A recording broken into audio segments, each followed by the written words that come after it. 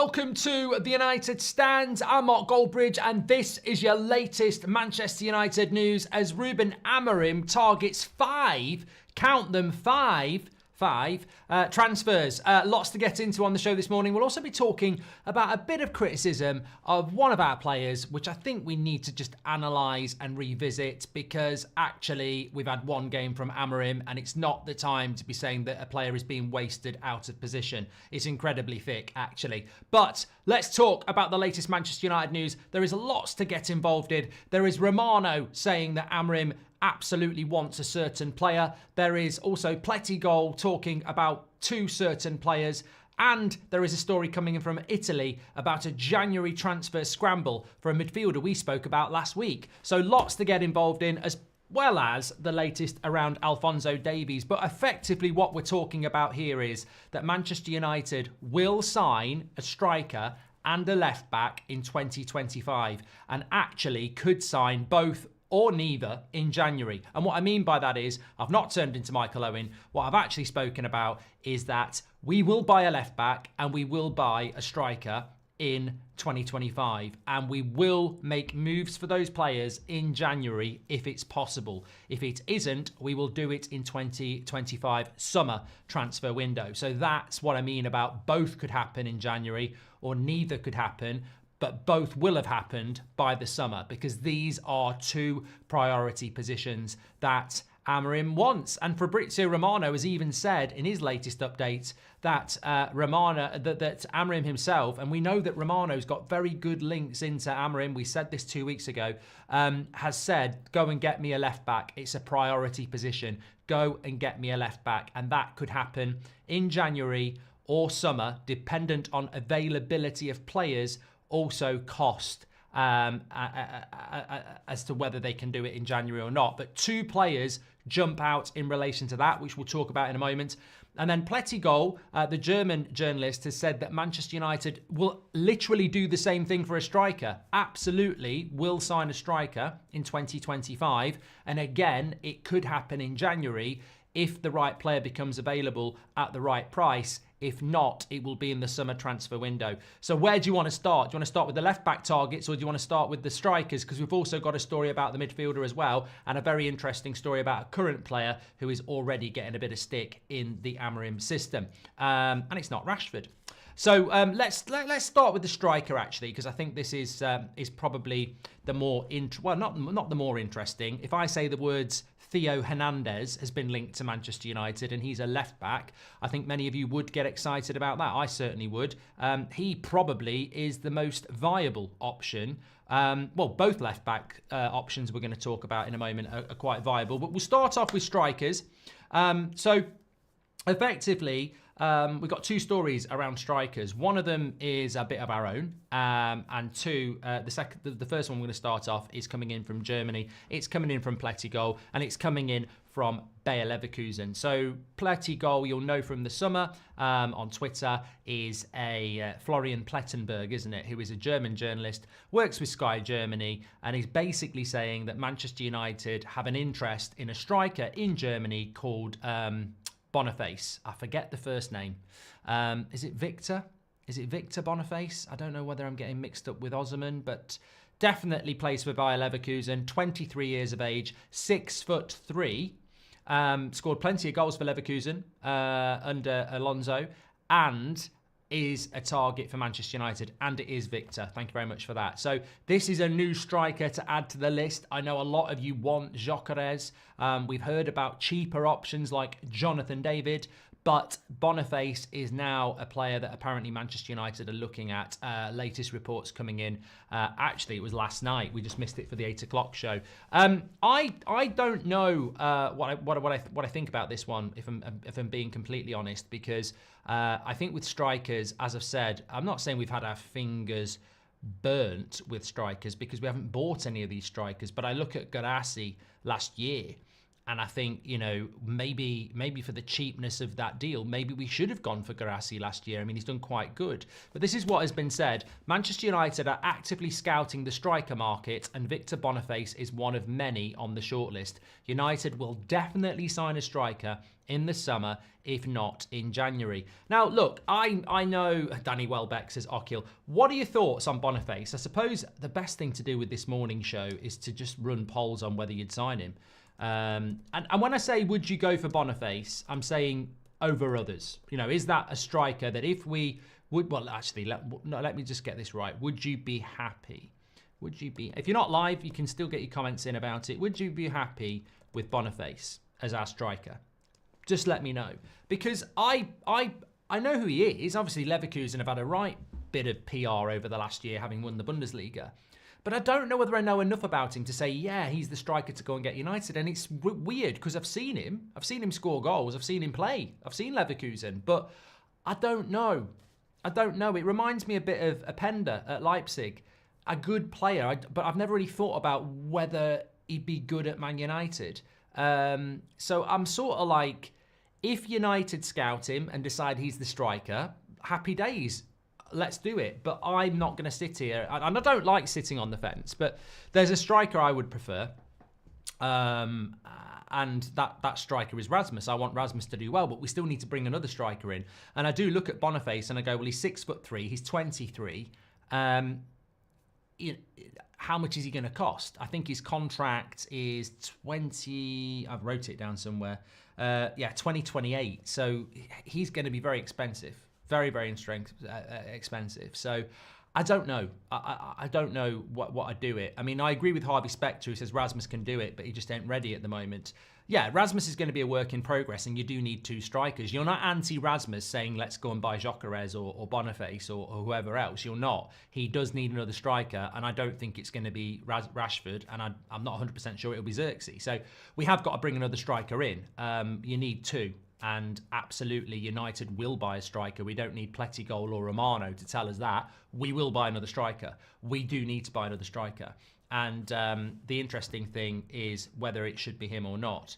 Alexander Thorson says opinions on Frendrup, CDM, Liverpool wants. We'll be talking about the midfield in a moment. Boniface would be incredible, says Ben Jones PT. 56% of you wouldn't be happy with him. I can't believe Valencia said Marcus Thuram. I'm not convinced about him. But Jack World probably makes the best comment so far. He says we need a proven striker. And I think that is a very, very good point. If Rasmus is potential, then we probably do need a more experienced striker, which is why I think so many people like the idea of Gyökeres, because he's 27, he's played with Sporting and Amarim before, and I think a lot of people feel that he would be the guy to go for. But obviously there'll be a lot of competition for him. Vizzy, welcome to the Members Club. Vizzy, thanks for getting your badge in. The morning sneeze is back. It's definitely coming. We should time it. Every morning show. Remember, I don't know what it is because it's not even allergy season. I'm definitely going to get an air purifier. Somebody said this, get an air purifier, because when I'm streaming, I close the door, the heating's on. It must be something to do with that. Here we go with the sneeze, yes. So, yeah, Boniface has been linked to us. The second striker I want to talk about, very interesting about the left-backs. We're going to talk about that in a minute, and a story about a midfielder as well, and this story about Garnacho. But the second striker is not Plettigol. This is a player I'm going to throw in, because when Plettigol said about Boniface being on a short list of strikers where there are a few other names on it, obviously Gyökeres is going to be on there. If Boniface is on there, that's 2. I think Jonathan David might be on there because he's free in the summer, so that's 3. You could throw more names at me if you want. Matty with a super chat says Gyökeres or Osimhen. Sammy says that Boniface has said he doesn't like the Premier League. Oh, God, what's his bloody problem? What he must be. If he has said that, don't sign him. I mean, player doesn't like the best league in the world. Player's a bottle job. Don't bother with him then. Samuel says I'd rather sign absolute best with Osimhen for 100 million than saving 50 million and then being not sure of his quality, says Samuel. And Osimhen would be more experienced. I agree. Boniface would be so good for us, says Lamine. What a striker. Would be happy with him if we can't get Gyökeres, says Lamine. And it is splitting the vote because it's 53% saying no and 47% saying yes to Boniface. I'll tell you what I think in a moment. But a striker I want to add into the mix, and he's on the thumbnail, is Kuna. Now, I know he had a very good weekend for Fulham, but I've spoken about Kuna for a long time. I think he fits Amarim's system like a snug pair of slippers in a cold day. I think he is absolutely perfect for Amarim's system. The only thing I would say about Kuna is I definitely think United have scouted him, and I definitely think he's on the shortlist. And his contract runs out in 2027. So, look, he's probably not going to sign a new one. It's 2025 in a couple of weeks. 5 weeks. He will have 2 years left on his contract in the summer by the time we could move for him. I think there's a deal that you could do. Now, Kuna is 25. So he's in that experienced age group. He's in that step-up age group. But the only thing I would say about Kuna is I'd be all over this deal for 50 million. For 50 million pounds, I would do it. The only thing I would say is he a striker? Is he a striker in the sense of the word, like, is he a striker that you would play up front for Manchester United? Because I actually think he is in the sweet spot, Wayne, exactly. But I also think with Kuna, Premier League proven, 25, perfect for Amarim's system. But is he almost too perfect that he'd be better behind a striker? Because I think Kuna is so good at picking the ball up with five or six players in front of him. He's almost like, remember Moussa Dembele at Spurs? Oh my God, what a midfielder he was. I mean, how he didn't become one of the best midfielders in the world, I don't know. The Belgian midfielder, he was so strong, he was so athletic, and he could dribble from midfield. I loved him as a player, and I just don't know why his career peaked at Spurs, because I think he could have been one of the best midfielders of his generation. I absolutely loved how he played the game. Kuna reminds me of him. He's got this low centre of gravity, strength, speed, and ability to run at players. And I just think in an Amarim system, Kuna would be better behind a striker because we need those two players, and he's a great carrier of the ball. I would love to buy Kuna. But I think he's almost too good for an Amarim system in the sense that he can probably play in 3 positions. But then that makes him perfect for an Amarim system. So I am going to say this. I would rather go for Kuna than Boniface. But Boniface is more of a striker. If we got Boniface, I would be happy. But I like Kuna. And why am I bringing Kuna into the show? Because I know that we were looking at him in the summer.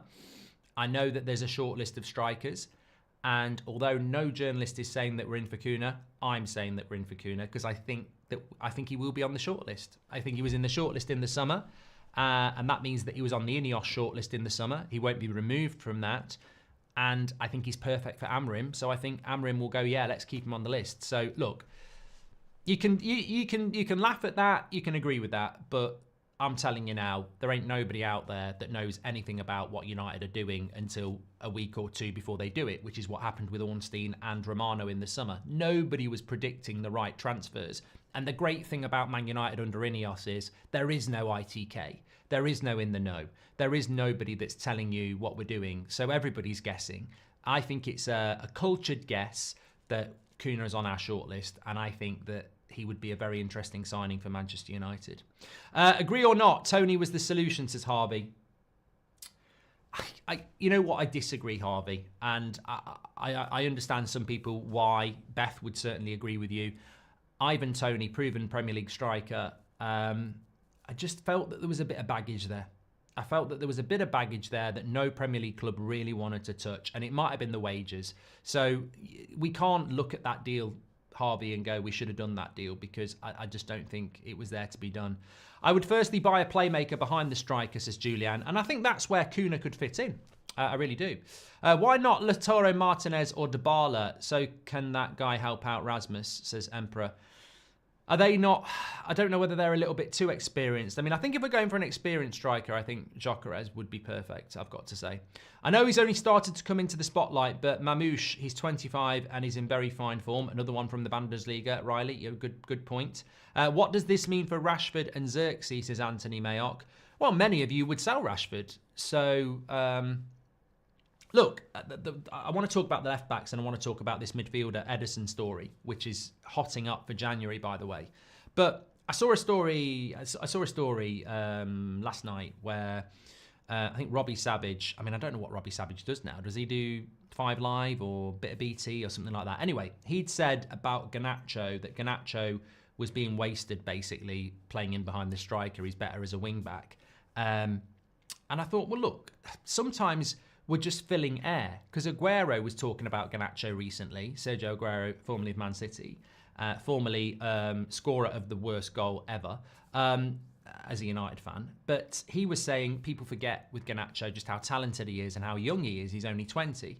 I just look at it and I go, and obviously I'm answering your question about Rashford. We've only had one game from Amarim. And Garnacho is not being wasted in behind the striker. In the next game, he might play as a wing-back. And I'm sure he will play as a wing-back or a wide player at some point. We've had one game. Rashford played up front. It didn't work. He may get another opportunity. He might play in behind the striker and do well. He might end up on the bench. He might end up getting sold. It's early days. Garnacho, I think Amarim was quite happy with Garnacho in behind the striker. I know some of you felt he should have passed earlier, but I don't think that's going to change overnight. I don't think Garnacho... I think people are unfair, actually, because it's like Bruno hitting the Hollywood pass. He's not going to stop overnight. He's not. And Garnacho's not going to suddenly start passing overnight when for the last 18 months he hasn't passed. So these things are going to take time. And also, Amarim's not wasting Garnacho playing him in behind the striker. He's trying things out, which he will be doing, as we were talking about last night, for a few weeks yet. So going back to what it means for Rashford or Xerxes if we buy a striker, well, what it means for Rashford or Xerxes if we buy a striker is that they're not strikers.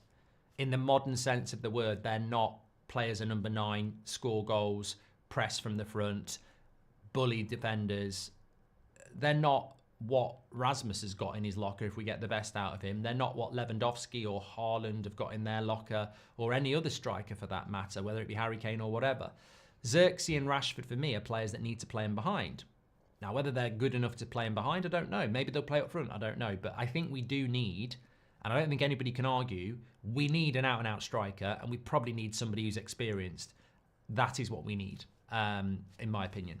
Boniface would be so good for Islamine. What a striker. I would be happy with him if we can't get Gyökeres.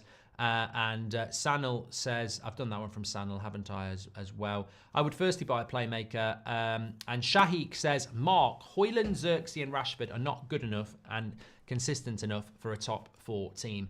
I'd argue with that, mate. I'd argue with that. I don't like it when people throw 3 very different players in together and go collectively. You should never do that in life. You should never throw 3 different things together and say you're all the same. They're not. There's context to all 3. We've spoken about Marcus Rashford up front, and I agree with what Amarim said. Didn't hold the ball up, not physical enough. I think Rasmus is very different. He's 21. He is obviously raw and has spent a year playing in a team that doesn't create chances. I'm still firmly just going to say on Rasmus, if we create chances, he'll prove you all wrong. If we don't create chances, he will continue to struggle. As for Xerxes, we don't really know what Xerxes is. We've seen Rashford play for Man United for years. I've just told you what the problem is with Rasmus, in my opinion. With Xerxes, we just don't know. He could be a flop. He could be a revelation. We don't know what he is. We don't know where he's going to fit in. He's only been here a few months. So I think saying all 3 aren't good enough, I find preposterous on this Tuesday morning, to be honest. I find it absolutely ridiculous because there are contexts to all 3 players. But what I will say, and where I do agree with you, Shahik, is that we do need another striker who is a striker, who is a little bit more of the finished article. I think that we do need. Frank says, I think if Amarim says Bruno likes the long pass, isn't it better to play him as a 6 like a Pirlo and turn our attention to a Cam? Well, Frank, he played Bruno. Oh, I've just remembered. I'll answer this question, and we've got to talk about left backs. I've hung this up for a reason last night and I completely forgot. I bloody love this jumper. I'm wearing this Christmas Day, Christmas parties, the lot. It just works. I love the colours. It's knitted. It's my favourite one yet. I had it on the other day and I'm just going to wear it loads. Why am I holding it up? You can get yours through United Stand Shopify. The link will be in the video description as well. The reason I'm hanging it up is the Christmas tree is going to go up very soon in the United Stand studio here. And probably the one in Manchester. I'll get onto them as well. There's only 100 of these left. 100 left. When they're gone, and they're probably going to be gone very, very quickly. So if you want to get one, get it today. Go for it. They are nearly gone. They are a limited edition run. We only actually get them made in the summer. So they're gone. When they're gone, they're gone. They do ship worldwide as well. So get yours now while you can. I forgot to mention it last night. As of last night, I think there was 111 left. So get on to that. Let me just talk. I want to talk about the left back situation, but let me just talk about Bruno there. I think with regards to Bruno, playing him deeper, we saw it at the weekend. And I think that happened because Amarim wanted to... that jumper should be showing up underneath the video now because I've just pinned it for you. I think Amarim wanted to keep Bruno on the pitch. And I know some people were getting frustrated with that because we'd love to see Bruno get subbed when he's not playing well. But I think at the weekend, he made the right subs. I mean, you can't take everybody off. And he kept Bruno on and he pulled him deeper.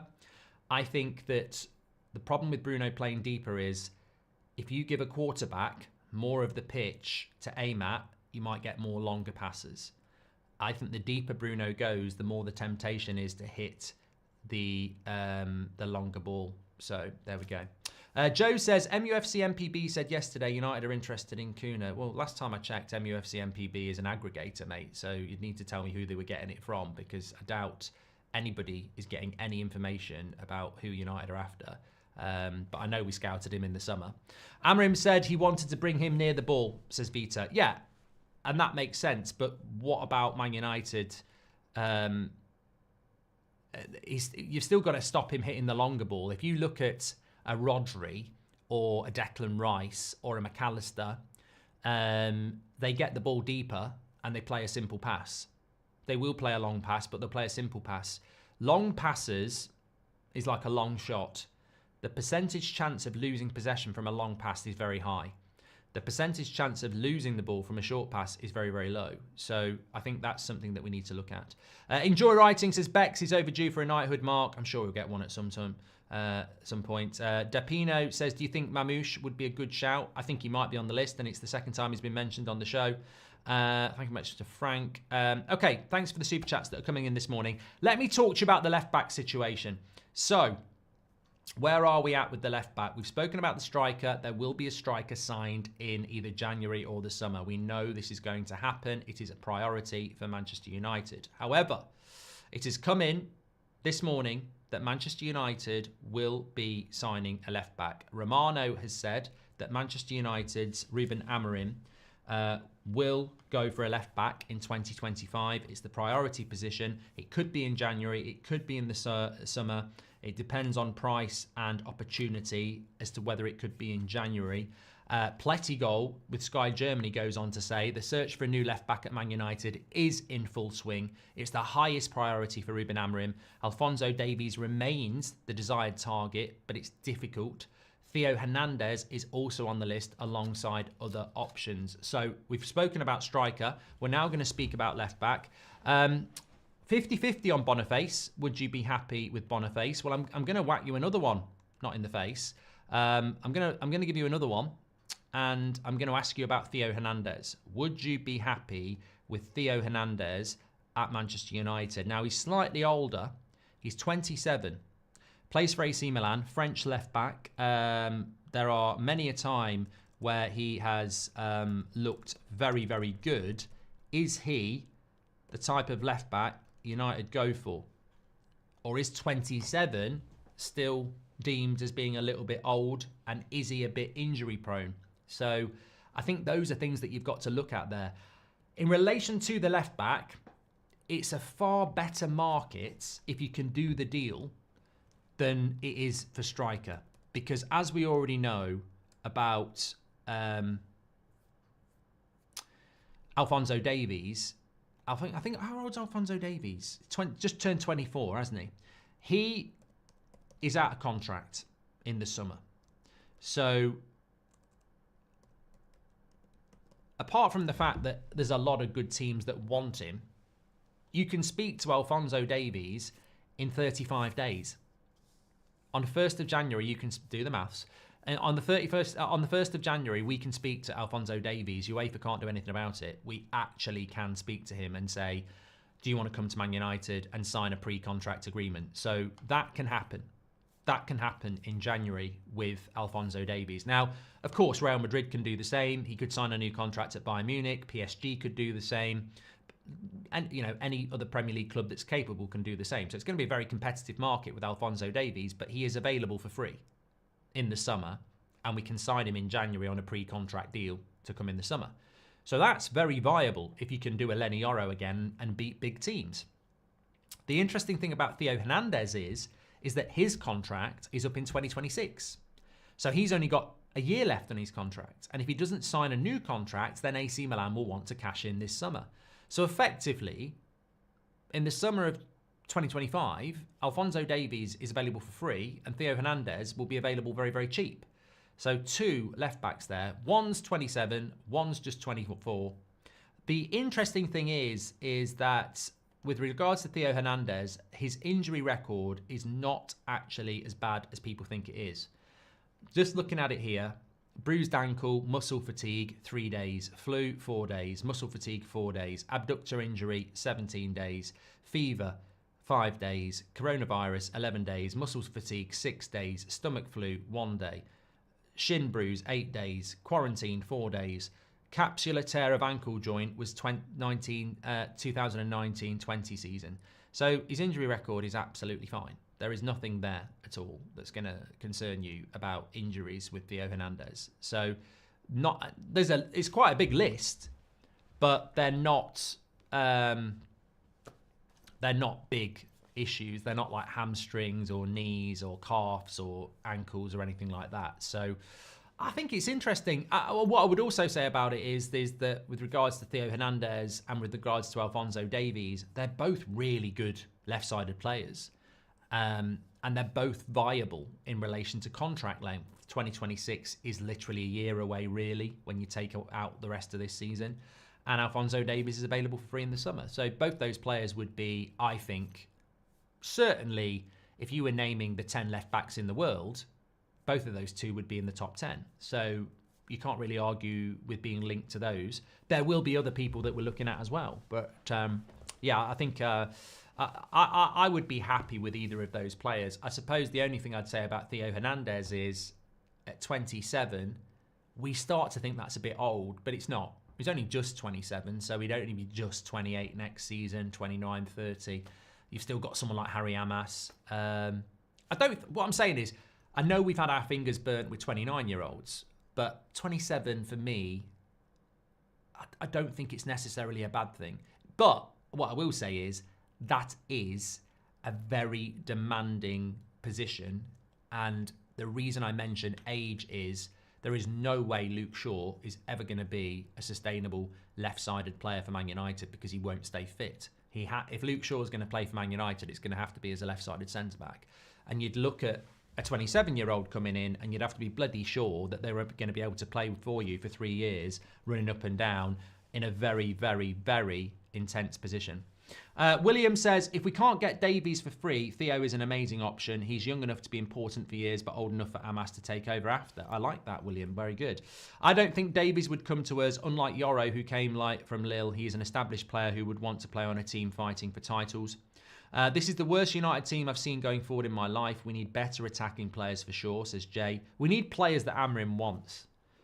I'm not going to spend any time on this because we've said it so many times, but we need to stop telling managers to work with other managers' shit, and we need to give a manager who's got a system players that suit his system. It's as simple as that.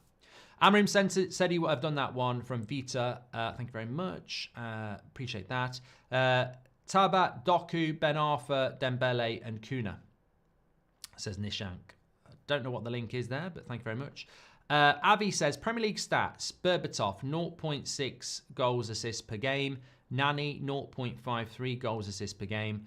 What did we say about them? Rashford, 0.44 goals assists per game standards, says Avi.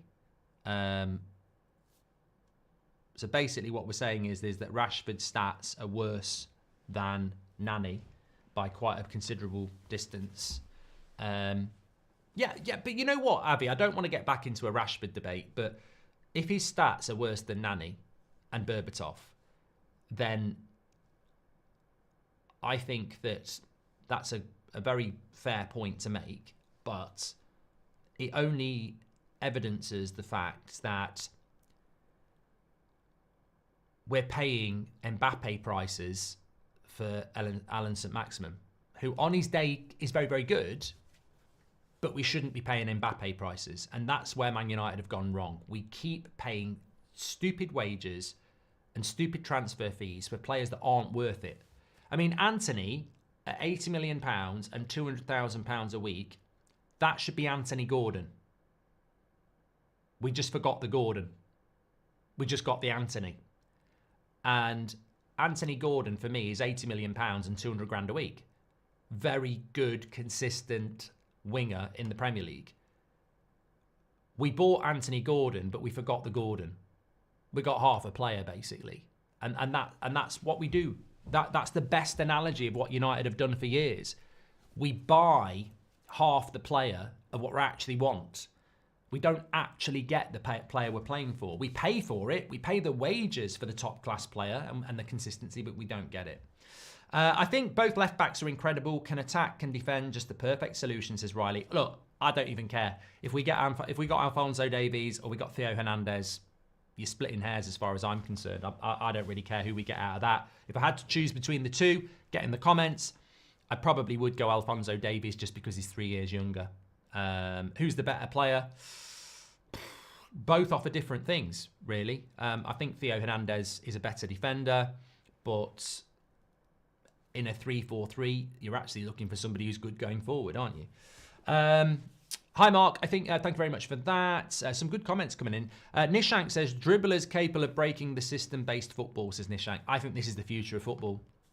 I think we've seen it with Morgan Rogers at Villa. We've seen a glimpse. I think we've seen it with people like Belieber at Brighton who can carry the ball as well. I think the future of football, and I think this is where someone like Kobe Mainoo is really important. I think the future of football and the real dismantlement of teams like Man City is to break structures through individualism capability. It's what Paul Pogba should have done with his career. It's what Moussa Dembele at Spurs used to do. The ability to carry the ball. Kuna's brilliant at it. Kuna is brilliant at carrying the ball, and those types of players are going to be invaluable in the modern game, I think. Robert McCormack says Rashford is playing with much worse players. Right, there we go. And we should be going after Isak before Arsenal take him, says Estrella. I don't think we've got the money, mate. I really, really don't. Tin says, my best mate Nikita is the Glint goalkeeper. We are underestimating them. They beat Celtic, Besiktas away, and Jose's Roma 6-1. Boniface doesn't want to come to the Premier League. I don't know what I've never heard about this. Why does Boniface not want to come to the Premier League? It just seems weird. If I was a footballer, I'd want to come to the Premier League. Weird one. Going back to what was just being said there, by the way, Bodo Glimt preview tonight at 7 o'clock, because I'm doing... This is really interesting, actually. I know the fish has jumped out of the sea, but I'm going to do Sporting Arsenal tonight, Champions League watch-along, because I'm really interested to look at Sporting again without Amarim and see whether they're going to play the same system, etc. But also it's a bit of a scout watch as well. Also, I'd like to see Sporting beat Arsenal. So, yeah, I'll be doing that at 8 o'clock. So our Bodo Glimt preview will be at 7.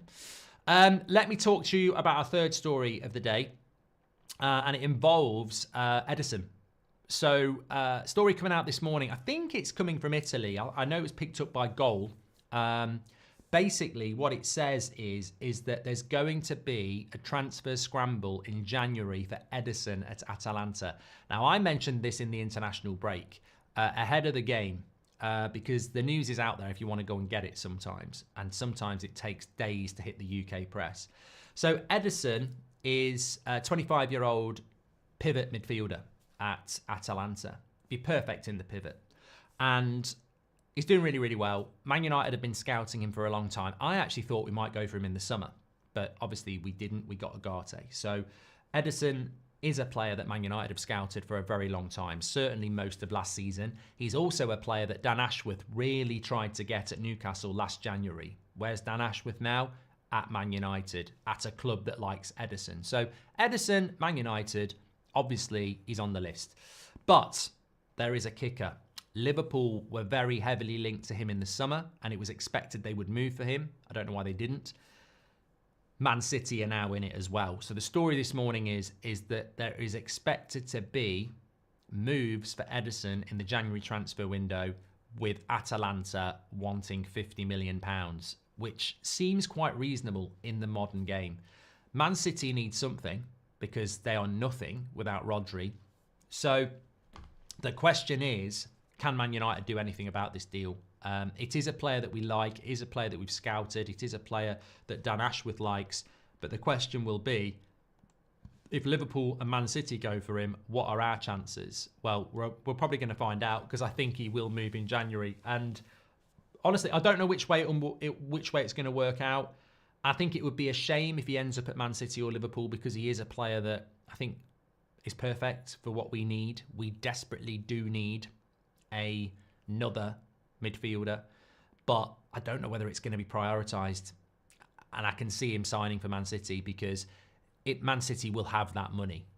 Obviously, they don't know what's going to happen with the 115, but the fact that Pep signed the new contract might suggest that they do know what's going to happen with that. I don't know. But if they do end up not getting in trouble, then they've got the money to spend, and they definitely do need a midfielder with no Rodri. I just don't know whether Man United are going to go, let's spend £50 million on a midfielder when we need a striker and a left back. And if we do buy that midfielder, where does he actually fit in this season? Because we've got Ugarte and Mainu. We do need another midfielder. Eriksen and Casemiro are not the future. Collier is not ready yet. And actually, you need more than that. You need four. You need four people that can play in that pivot. And for me, it's Mainu and Ugarte. So Ederson is needed. I just don't know whether he's going to be a viable option for us in January. And this story is interesting because I think it's hotting up that he's going to move in January. Now, United have done it in the past. We did it with Bruno. We've made a move for a player that we felt we had to go and get. But I'm just saying, this is looking like it's going to hot up over the next few weeks. 25 Ederson, by the way, someone was asking. I don't know what his contract situation is. I don't know whether I wrote it down, actually. I sometimes do, but I didn't. No, I did, 2027. So he's got 2.5 years left on his contract. But Guard says, what about Ulmland from, or Yulmand? I can't remember how you pronounce the name. Somebody did tell me from Sporting. The trouble with Sporting is I would not rule out any players coming in from Sporting, but I just think that we're not going to take the piss, and Sporting aren't a football club that has the piss taken out of them either. So I think with Sporting, you might find that we can get a player out of Sporting, but they will cost us a lot of money. And I think, as Beth was talking about yesterday and Greg Donald has alluded to, Quenda is the player and Gyökeres is the player. But Pedro Gonçalves, look, we'll watch them tonight. I'm looking forward to watching Sporting tonight, because I think we will bring in one or two. Diamonde as well. I mean, if I could take 5 players from Sporting tomorrow, I would. And I think Amarim would probably take 8. But we're not going to do that. That's not going to happen. But I think we'll get 1 or 2. I don't know whether... Look, I'd certainly put Yulmland, or however you say it, in there. Gyökeres has to be a consideration. Diamonde has to be a consideration. But they'll want good money. And I don't know how much money... I don't know how much money Man United have got, really. But look, it's exciting. And it's exciting but logical, isn't it? I don't know what you think, but we've been doing this for years. And you do get linked to transfers all the time, especially from the middle of November through to the end of January, because it's the January transfer window. And from the end of March to the end of August, because it's the summer transfer window. So for half of the year, you are heavily linked to signings. But there's two things I would say about it. One, we've got a new manager and a new ownership, and they will want to back their new manager, and he 100% will want new signings. This is not an Arne Slot situation where he goes, I'm really happy with my squad. So a new manager doesn't always sign players, but 90% of the time they do. And when they don't, it's because the squad's good. So Amarim will want players 100%, and I think Ineos will deliver those players 100%. The question is just how much money we've got available to do that. But so I think it's exciting, because I think sometimes you link to players and you go, probably not going to buy anybody, are we? But I think in this scenario we will. Obviously the priority is going to be a striker and a left back. There will be centre backs, midfielders and wide players that are needed as well in the fullness of time. And it's interesting, this morning we've been linked to Boniface, Cunha, Theo Hernandez, Alphonso Davies and Ederson. And what I would say about those 5 players is we're not going to sign all of them. I don't think we'll even sign 3. We might sign 2. We won't sign 5 because some of them are actually playing in the same position. But I would be happy with all 5 of those players. We won't get 5, but any 2 from that 5, I don't think I'd be unhappy. I'd obviously have a priority of what 2 I would want. Out of those 5, I probably would want Alphonso Davies and Ederson. But I wouldn't be unhappy with Theo Hernandez and Cunha. So I think that these players are... Paul O'Connor's just said, who is Theo Hernandez, with laughing emojis. I think people are laughing at you, mate. Pretty low football IQ. You should get training with United. That is low football IQ, mate. And you put laughing emojis as well. I'm sorry. Not everybody has to know about European football, but to not know who Theo Hernandez is, ooh, that's a bit of a concern. Everybody's welcome here, but I'm just saying that, you know, there is a certain... I think we need a bit of a gatekeeper, don't we? The mods, we need a chat for 2025. I think we're going to have to start getting the IQ up, I think, really. We all talk about raiding Sporting, but didn't tend... But anyway, what I was saying is that we have got 5 players that we've been linked to today that I'd be very happy with 2 of those. And it's the quality of the players that we need to be linked to as well. All 5 of those players, I think, have the right mentality. All those 5 players, I think, look really good. I don't think we'll get Boniface, by the way. We all talk about raiding Sporting, says PQ, but didn't Ten Hag get stick for doing the same in Ajax? What am I missing? You're not missing anything, PQ. What can I give you the honest answer? You're just reading immature, naive, prat journalists. I never understood the problem with buying players from Ajax. I never understood the problem with Mourinho bringing in players that he'd worked with before.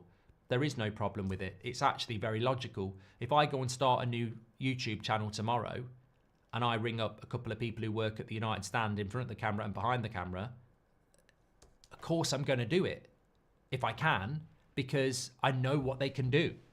I know that we'll hit the ground running. It always amazed me that Ten Hag got stick for bringing players in that he knew. I don't know. There was one journalist in particular that really led that Pratt brigade, and it's the usual journalist, to be honest. But it's actually the intelligent thing to do. Now, I wouldn't buy the whole Ajax team, and I wouldn't buy the whole Sporting team, but I think it would be absolutely nailed on correct to bring in 2 or 3 players from Sporting. They know this, even more so with Amarim, because his system is so unique. Like, Ajax system with Ten Hag is not that dissimilar to a lot of systems out there. I mean, look, we never saw it at United, but there's a lot of teams that play like that. The Amarim system is so unique, even more logical to bring in 2 or 3 Sporting players. There is no problem with bringing in players from where you've worked before. As long as you don't bring the shit ones, as long as you don't do too many. To me, it's absolutely logical. I've never really understood why people had a problem with it, other than just led by naive, idiot journalists who haven't got a bloody clue what they're talking about, and let's have an agenda for no reason. Would you take Chilwell on a free in January, says Dylan? No. Injury prone. What do we think about Arda Güler as a cam? I think he's fantastic, London. I don't think we'll get him. I really, really don't. Look, Slide's right. Anthony made it a problem. It's the players you bring in for the price that you bring in that is the problem. If we'd brought in, instead of Anthony, Martinez was fine. Absolutely fine. If we'd brought that summer, instead of Anthony and Martinez, we'd brought in Martinez and Mazraoui, people would have loved it. I'd even say Gravenberch, but it's who you bring in. Now, if Amarim doesn't get Gyökeres, Quenda, Diamonde, Humlen, and goes and gets 2 lower performing Sporting players, that's when it becomes a problem. There's no problem with it, I don't think. Anyway, look, thanks everybody for watching this morning. Really enjoyed the show. What am I doing today? I don't know. We've got a show at 2 o'clock. I don't know what I'm doing today. I'm losing myself. I'm definitely on at 7 o'clock doing the Bodo Glimt preview, which I'm looking forward to because I'm actually going to do quite a lot of research on Bodo Glimt because people keep telling me how good they are. Sporting versus Arsenal watch along tonight. Yes. Catch up on the Man United career mode, by the way. It went old school yesterday. That's on my channel. The last 2 episodes are like chalk and cheese. That's all I'm going to say. Probably the 2 best episodes of the series. So check them out on my channel if you haven't been watching that. I'd start with the episode before yesterday because they go together like ant and deck. Thanks everyone for watching. Very excited about the Bodo Glimt game. Slider says they've got a brilliant coach. They're very energetic. Well, they're the perfect team for us to play. Again, I'm not going to panic if we don't beat them. If we do beat them, let's respect the fact that they're a good side. But playing against a team that's hard-working, in my mind, is a good idea. Thanks everyone for watching. Some fantastic comments this morning. Don't forget, they'll be gone. Those jumpers will be gone. I think by tomorrow they'll be gone. There's only 100 left. They do ship worldwide. They're knitted. They're limited run. Get them now. United Stands, Shopify, or links in the description. Thanks everyone for watching. Great show this morning. Absolutely loved it. Take care. Smash the like on the video and subscribe. Speak to you in a bit.